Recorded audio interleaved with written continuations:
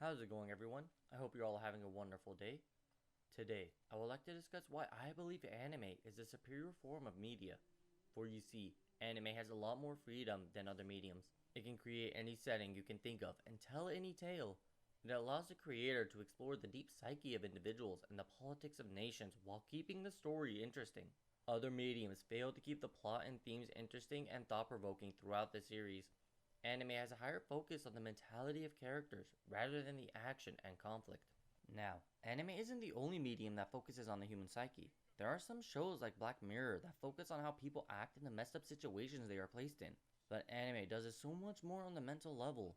They show what led them to become the way they are. One of the best examples of this will be Natsuki Subaru from Re:Zero. Subaru is an ordinary human who gets teleported to a fantasy world. He has no special powers to fight with, but he does have a unique ability that allows him to go back to a certain point in time when he dies. He has no control how far back he goes, so he gets stuck in a loop of trying to save those he cares for, but continually failing and dying horrible deaths. At some point, we see him devolve from the man who constantly gets up no matter what to a massive bitch who blames everyone for not doing what he wants them to. He believes since he's been suffering for so long and he knows how to prevent any further tragedy, people should just follow his lead. No one listens to him and he loses his mind and just devolves from a well-spoken protagonist to a bumbling moron. Eventually, he tries to give up and run away, but he had someone who believed and supported him. That person was Rem. Rem fell for Subaru when she saw him put his life on the line to save others. She knew he has no abilities, and yet he ran in headfirst into a dangerous situation to save her and his friends. She began to admire him, and she reminds him of that admiration when he was at his lowest point. She believed in him and allowed him to regain his composure and move past the loop he was trapped in. It was really a well-written moment that allowed Subaru, who clearly had issues, to move past those problems and progress through life. This moment was good on its own, but carried greater weight when we learned about his life before being isekai'd. Subaru was an outgoing and outspoken person, so much so that people thought he was too far out there and didn't get to know him. He became a loner and eventually stopped going to school and isolated himself. The reason he was so outgoing is because his dad was too, and Subaru would always be compared to him.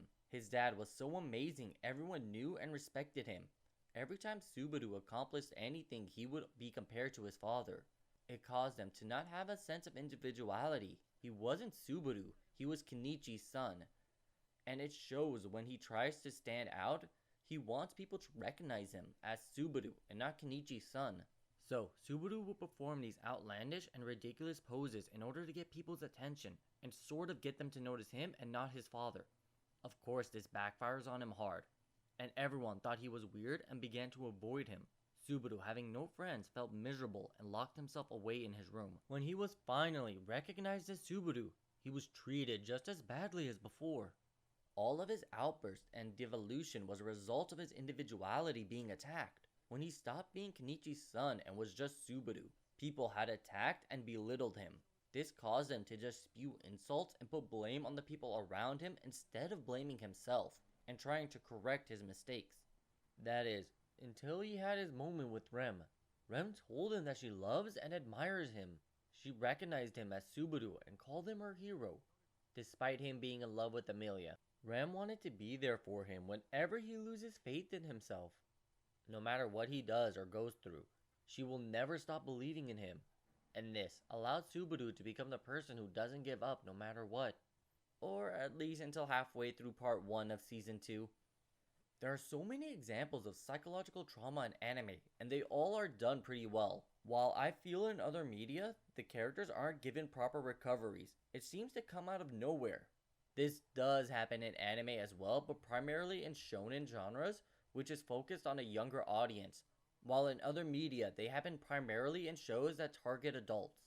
The mature shows in anime have so much more depth to them compared to other forms of media geared towards a mature audience.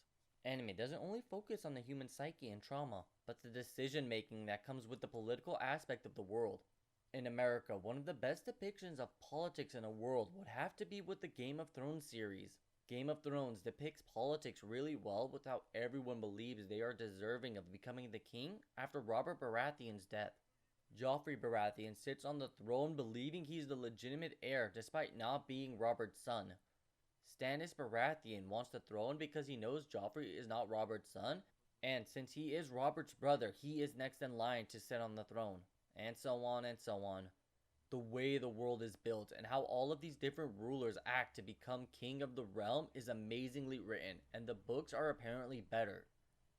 However, there is no character with a clear and understandable motive. Even if they give you one, they get killed off, leaving the role of protagonist completely unfulfilled or underdeveloped.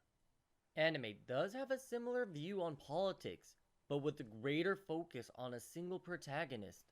The best example of this would have to be Code Geass. Lelouch v Britannia leads a massive rebellion against his father in the name of revenge. He manipulates people, bringing them together so he can use them to achieve his goal. Lelouch is incredibly intelligent. He creates a persona in Zero to take on the Britannian Empire to get revenge for his mother's murder and create a world where his sister can live in peace. The way Zero inspires a revolution against an oppressive regime while also maintaining the facade of an ordinary high school student is unbelievable. Lelouch manages to pull off near impossible schemes, and yet he constantly gets thrown into desperate situations. Despite having a Geass that allows him to mind control people, he does fall into despair. Having the pressure of an entire nation's future on your shoulders does wear on Lelouch, but not until he starts suffering the consequences of his actions. Lelouch manipulates people and causes some serious change in both positive and negative ways. He inspires a movement which results in death of many people, including some civilians. The way the story progresses and forms is outstanding, and there really is no dull moment in the entire series. Anime is the only medium that can keep politics and drama continually interesting, thought-provoking, and engaging for an entire series. Other mediums unfortunately don't know how to end a political story and make it fulfilling, especially in America. If a story is good and popular, it gets milked for all of its worth and ends up losing its audience, which is a real shame because a lot of good shows have been ruined because they didn't end when they were in a good position to do so. The story and theme aren't the only way anime is superior. It's also superior with its effects as well. Since the show is fully animated, the creators can go big and creative with the setting. Now, there are other mediums like books which can do this better. The only thing is, a book is as good as the reader's imagination, while anime can visually represent the cultures of the world through the architecture of the buildings. Of course, these both depend on how much effort the creator puts into the setting. There could be books that focus on a small area like a city and not go into details on buildings, while an anime will try to make the city as beautiful as possible, especially in movies which tend to have a bigger budget. The fact that anime can make a simple city into a beautiful landscape, while something like books and live action tend to ignore simple things like that, leads me to believe that anime is the superior medium. All in all, anime can do some really amazing things by diving deep into the human psyche, create massive conflicts of nations and ideologies, while also building a gorgeous and well thought out world. Anime is a medium head and shoulders above the rest. A book can focus on individuals and create amazing characters, but could end up lacking in the world building department because of the reader's lack of imagination. Not saying that is what happens, but what can happen. Just like how movies nowadays tend to have intense action scenes instead of a deep and well-written protagonist. They don't have very deep meanings, they just have awesome worlds and intense action scenes.